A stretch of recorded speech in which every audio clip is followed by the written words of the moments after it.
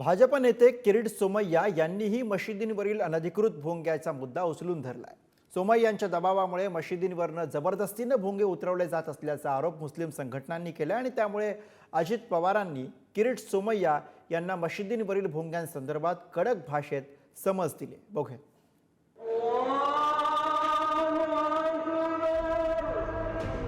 मस्जिद वहाँ जाके खड़े होना, चिल्लाना, इस तरह से नफरत पैदा करके मुसलमानों के खिलाफ हो रहा है। भोंगे उतरवले आणि उतरवले गेले पाहिजे ही किरीट सोमय्यांची भूमिका योग्य आहे। हिंदू मुस्लिम वाद करून स्वतःची पोळी वाजवण्याचा मनसुबा असेल तर त्यांचे हे प्रश्न ज्वलंत ठेवतील।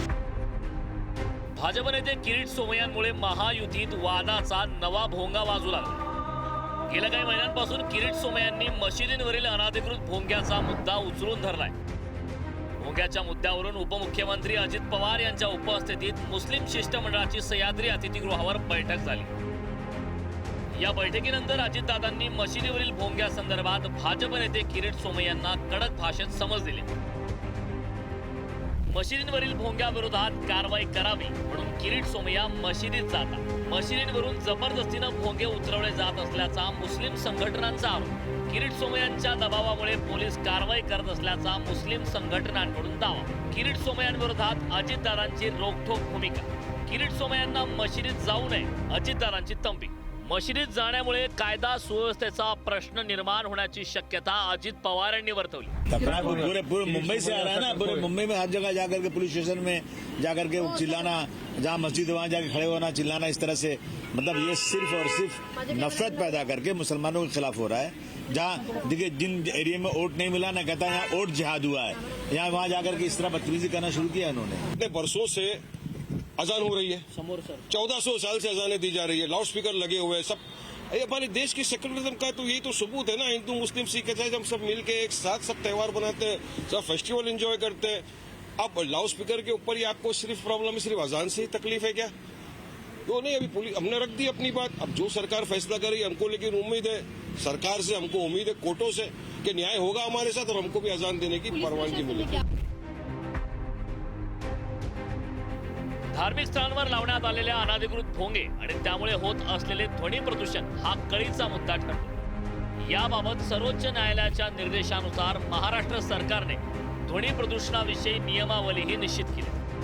त्यामुळे नियमांची पायमल्ली करणाऱ्यांवर कारवाई करण्याचे निर्देश अजितदादांनी दिले। मात्र कुठेही चुकीच्या पद्धतीने कारवाई नको असं स्पष्ट शब्दात सांगितलं। दरम्यान कायदा सुव्यवस्था प्रश्न निर्माण झाल्यास किरीट सोमय्या जबाबदार असतील असा इशारा मुस्लिम संघटनांकडून यावेळी देण्यात आला। अवैध आणि ज्याला आपण म्हणू एका मर्यादेच्या वर या भोंग्याच्या आवाजाने त्रस्त समाजाने न्यायालयात धाव घेतली आहे। न्यायालयाने आदेश दिलेत आणि त्यामुळे अवैध आणि मर्यादेच्या बाहेर न्यायालयीन आदेशाच्या कक्षात येणारे भोंगे उतरवले आणि उतरवले गेले पाहिजे ही किरीट सोमय्यांची भूमिका योग्य आहे। भोंगे काढावेत नाही काढावेत किंवा ठेवले पाहिजेत, जर ज्यांच्या विचारामध्ये विषारी विचार असतील, ज्यांना या देशातील सर्व धर्म समभावाची किंवा सर्वांच्या धर्माचा सन्मान करण्याची भूमिकाच नसेल आणि केवळ हिंदू मुस्लिम वाद करून त्या ठिकाणी स्वतःची पोळी वाजवण्याचा मनसुबा असेल तर त्यांचे हे प्रश्न ज्वलंत ठेवतील।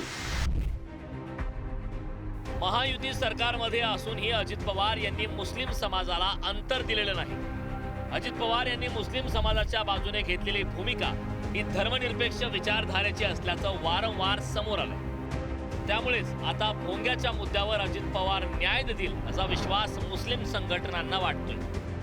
त्याच पार्श्वभूमीवर मशिदीवरील भोंग्यासंदर्भात अजितदादांनी भाजप नेते किरीट सोमय्यांना तंबी दिली। यामुळे पुन्हा एकदा नवा वाद पेटण्याची शक्यता आहे। धनंजय दळवी, पुढारी न्यूज, मुंबई।